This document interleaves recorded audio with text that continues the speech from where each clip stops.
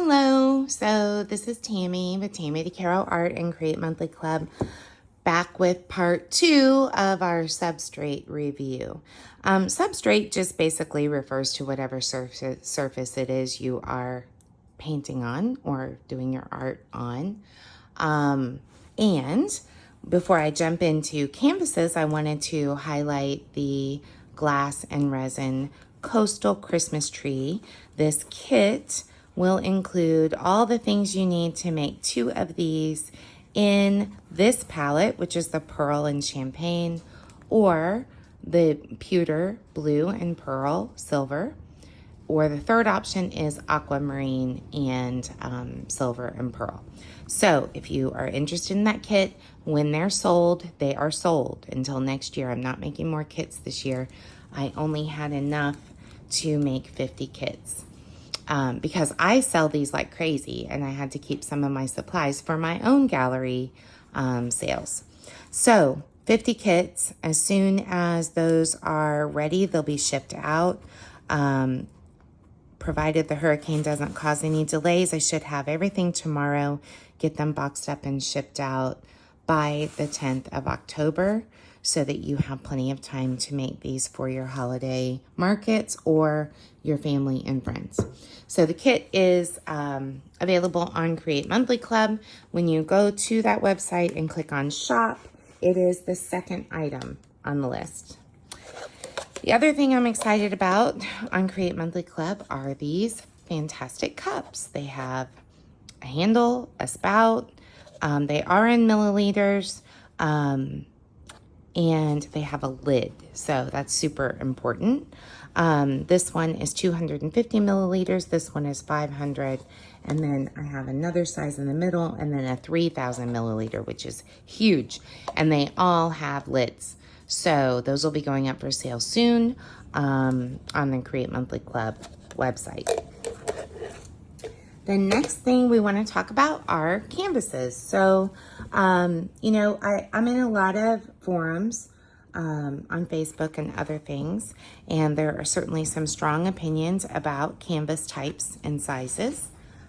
This is a traditional back-stapled canvas, and what I find with back-stapled canvases is, particularly because I do art shows and I am in multiple galleries, when you have a back stapled canvas, even if it is thicker, the galleries and art shows typically expect those to be framed. There is nothing wrong with using a back stapled canvas as long as you realize you may be asked to frame that in order to put it up for sale. Now, one of the great things about a back stapled canvas is this little area here. And the reason a lot of, famous fine artists use back stapled canvases was so that they could tighten the canvas. And that is what these notches here are for. They're often a good quality back stapled canvas is going to come with the little wooden keys to put in the slots here. And that basically tightens the canvas for you.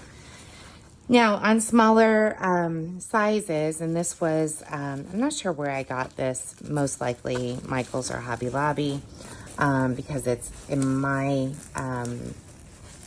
world, I use these as class canvases or practice canvases. There's a big difference between the quality of the gesso and the quality of the canvas on these than some of your better canvases. And if you look at the profile of it, you can often see, it's kind of difficult to see on a video, but there is a difference. Even just putting your hand over it, you can feel that difference. So again, the profile is usually referred to as 7/8 of an inch. I've not found any particular rules in terms of art shows or galleries where they expect to have that bigger 2-inch profile, or it's 1 7/8 most of the time, 2-inch though. But I have seen some requirements on if you have a back stapled canvas versus a gallery wrapped canvas, then they do expect it to be framed. And that is a controversial opinion, but this is a gallery wrapped canvas. That means the wood frame, first of all, is usually a better quality. They have wrapped that canvas underneath the edge of that frame, so it's secure and tight. You still do have some leverage there in terms of using wood keys, but I find that on gallery wrapped canvases, I usually can just spray the back, put a fan on it, and it will tighten up pretty quickly without that. So this is a typical Michaels traditional level 3. This is like 1 7/8, I think. Let's see.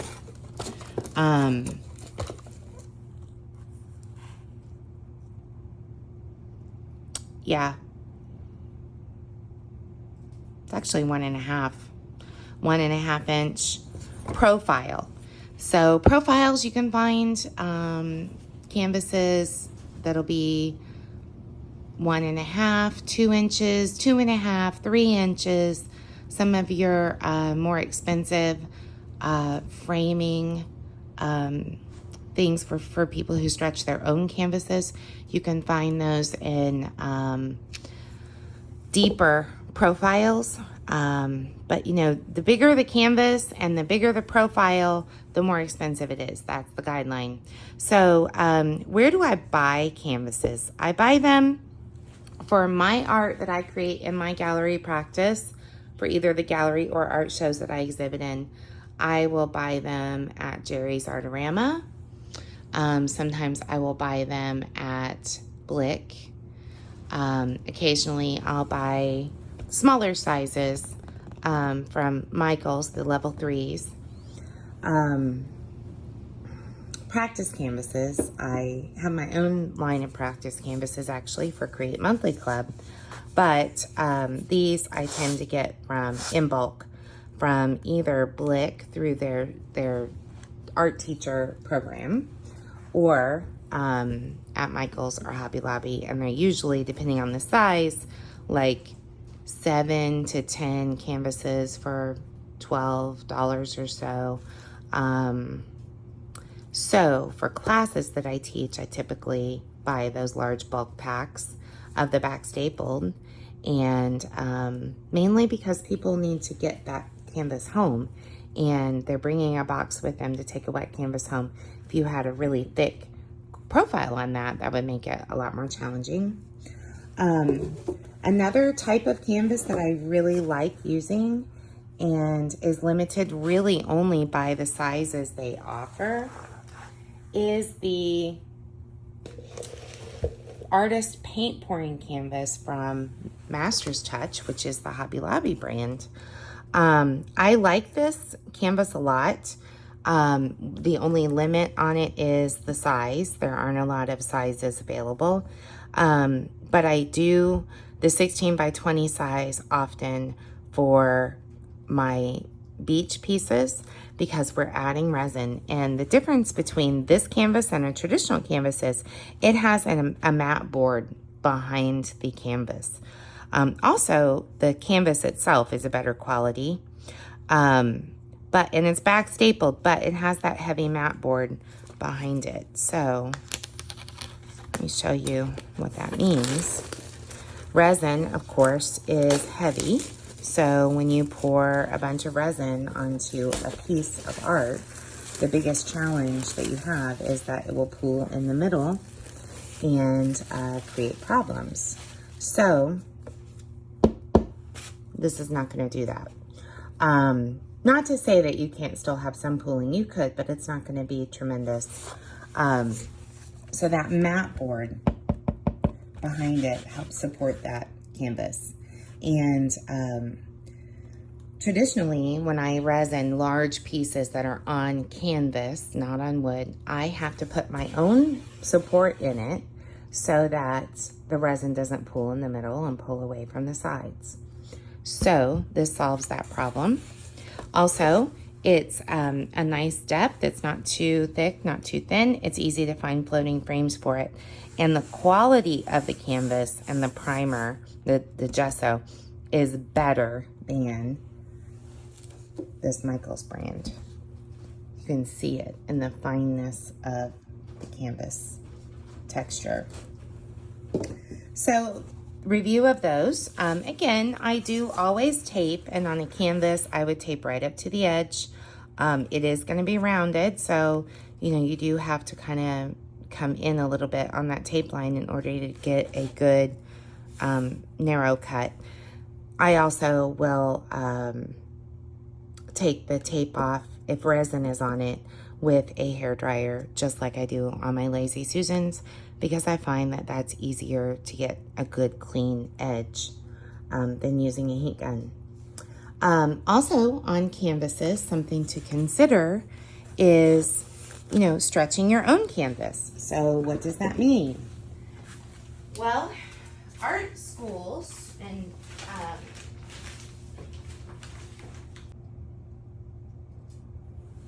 so what does that mean to stretch your own canvas? You can buy the stretcher bars. These are from Creative Mark, which is the Jerry's Artorama brand. These are two 18-inch stretcher bars. And I don't remember exactly how much I paid for these, but they were a couple dollars for two. Not expensive.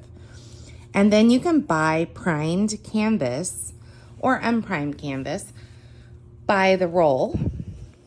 Put these together and glue them and staple them, and then staple on your unprimed canvas or primed canvas.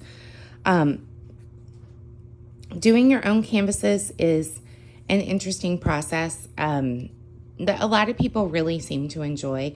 I am not one of those people, so I would much rather order a custom stretch canvas from my local art and frame store than spend my time cutting stretcher bars or even putting together stretcher bars and stretching the canvas. I personally have a difficult time with custom stretched canvases because I find they're never as tight as I want them to be, and I will often bring that home and spray it with water, put a big fan on it for a couple of days to make sure we get it tightened up before I start painting on it. And if I'm doing any amount of Fluidart or Resinart on a large canvas, I will back it with either a matte board similar to this one or a styrofoam board to keep the center up and not allow that paint to pool.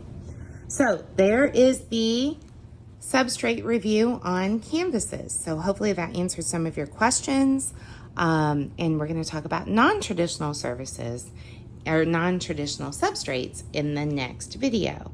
So please comment, like, and subscribe. I'd love to hear your questions about Fluidart or Resinart, and maybe your question will be the subject of a future video. Have a great day. Thanks.